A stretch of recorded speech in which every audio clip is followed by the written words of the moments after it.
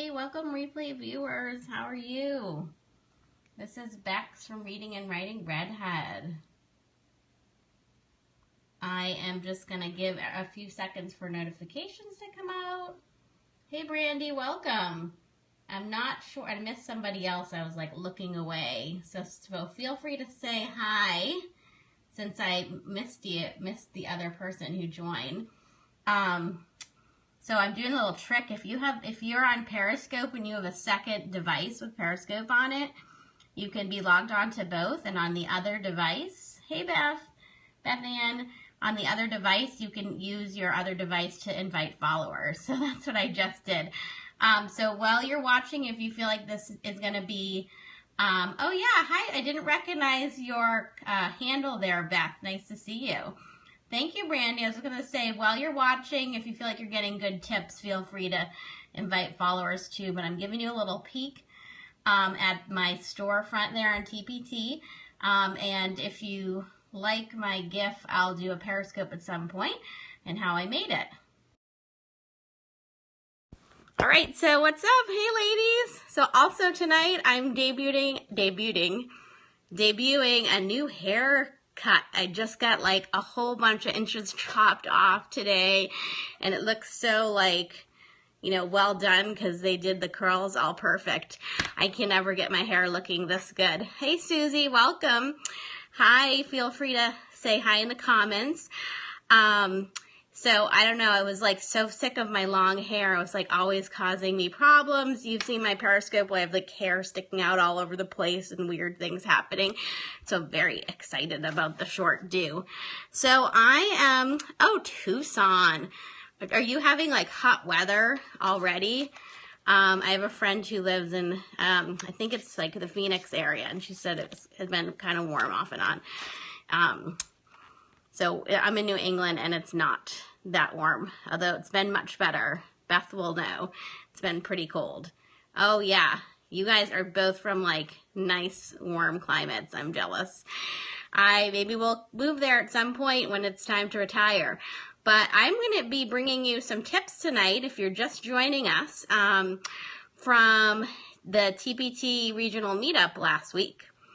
And actually, Beth was at this session. So what we did was we went to some breakout sessions, and this one was a panel. Oh yeah, the humidity is like not fun at all. That makes my hair even worse. That is a challenge for the curly hair girls. So anyway, I'm Bex, if you're not familiar with me, and I'm from Reading and Writing Redhead. I teach second grade, and I try to do scopes every few days that give other TPTers some new ideas or tips, or other teachers. So the panel, I was like trying to write down really fast who was on the panel, and I think there were like 6 or 7 people. Lindsay Keegan from Keeping It Cool at School, I believe, was on it. Hallie Sherman from Speech Time Fun. Lori Flagler, her store is Lori Flagler, and Elsa Wheat, spelled W-E-E-T, from Whole Wheat Class, as well as a couple other gals. And they kind of like talked about a few different areas, few different pieces of advice they had for us and how to improve our business, and a lot of it was about optimizing our time and managing time. My tips that I'm sharing that they also shared, so I'm just really passing on the knowledge, are mostly for us like me who TPT part-time, who have other or full-time teaching jobs still. There were some discussions about full-time TPTing, but since I'm part-time, I'm going to stick with that because that's my area of expertise. So the biggest thing that a bunch of those ladies on the panels agreed on for time management was to try and find a time each night to work. So it could be like a certain time after your kids go to bed. It could be right after you come home from work. Like I know someone who's a teacher blogger. I don't know how he does it. It wouldn't work for me, but as soon as he comes home, like he grabs a snack and drink and he sits down, he does his blog and then works on his products for an hour. So you have to find a time. It could be on weeknights. If that doesn't work for you, you got to block out, carve out a little block of time on the weekends too. And Hallie was, definitely adamant that she was not shy about asking for help when she had her baby, and as her baby grew and became a toddler running around. So she definitely asked for help so she could still have time to work on her business. So, reach out if you have kids, which I don't, reach out. Who can you reach out, for a little bit of help? Some folks on the panel also suggested that you pick a task to do each day. So that might work for some people. So you could choose a specific task, like one day schedule all your social media posts that you can schedule in advance. Another day work on a cover for your newest product. The next day work on an activity for the cover. Another day brainstorm future product ideas. So that's also called batching. So just, specifically picking out one task for each night. Another piece of advice I have on that, this is not from the panel, but from my own experience, I also am a Jamberry consultant, and one of the things we've talked about as consultants, because it's also a part-time job, is doing a power hour. So a power hour is where you set 1 hour, and you either pick 4 activities for 15 minutes each, set a timer on your phone or your stove or whatever, or 3 activities for 20 minutes, answering emails, sending out sample requests. So this is Jamberry stuff, but you can totally apply it, for Teachers Pay Teachers. Work on your cover for 15 minutes. Change or update an old product, spend 15 minutes on social media. So you get the idea. That would be, you need to decide what works best for you. For me, it's probably the 1 task a night, at least for the Teachers Pay Teachers and blogging stuff. I don't know if I'm going to get this right, but one of the gals was talking, I don't remember who it was, but, we're talking about trying to be creative, and she said, make your ideas work like Trojan horses.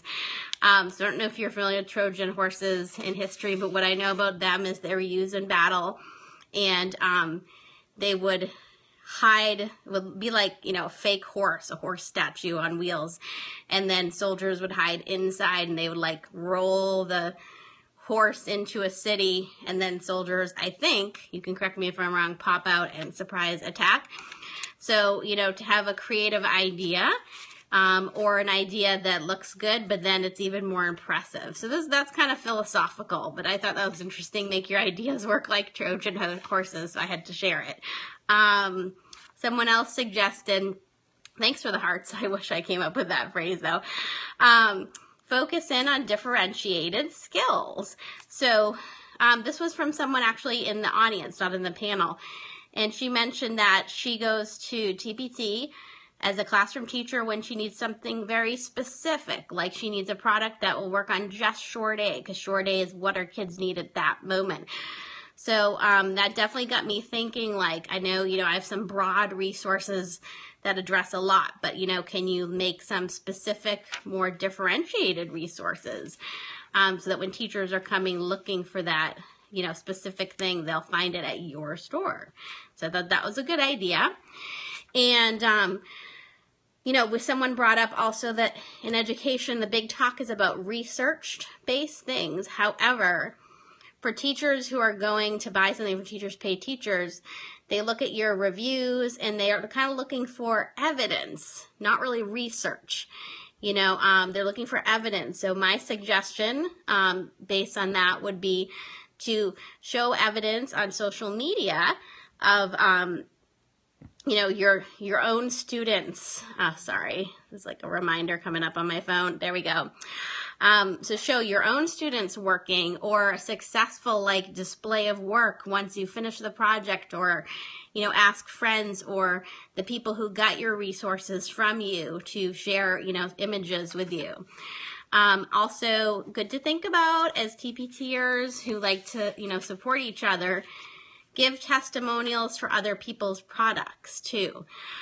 So, shout outs like, oh my gosh, I got this great, math game from Linda Nelson's Primary Inspiration Store. Check out, my kids were loving it. It really helped them practice their skills. So we can support each other that way too, because other teachers are always looking for evidence that the lesson went well, that the product is a quality one. And I think once in a while I've seen people post on social media like a screenshot of like a really awesome review, and, this person would make some like, really grateful comments in the comment section, which I, think I would keep to an extreme minimum. But I think doing 1 or 2 of those like a year might be okay. And you wouldn't turn off, your social media followers. I think if you're doing that too often, that would be a total turn off. But once in a great while, I don't know about you girls and guys, but every once in a while I get a review and I'm like, oh my gosh, that's so nice. Thank you so much. That makes me feel great and is really reassuring and reaffirming that all the hard work you do is helping another teacher and their students. So this is probably the end of my tips from the panel. I'm going to check through my notes and see if I have any tips from the keynotes or other sessions that I might have missed, and I'll Periscope again tonight. Tonight? I don't think so. Sorry, this is it for tonight, gals. So I might Periscope again tomorrow. So I will catch you then. Thanks for checking in. Bye.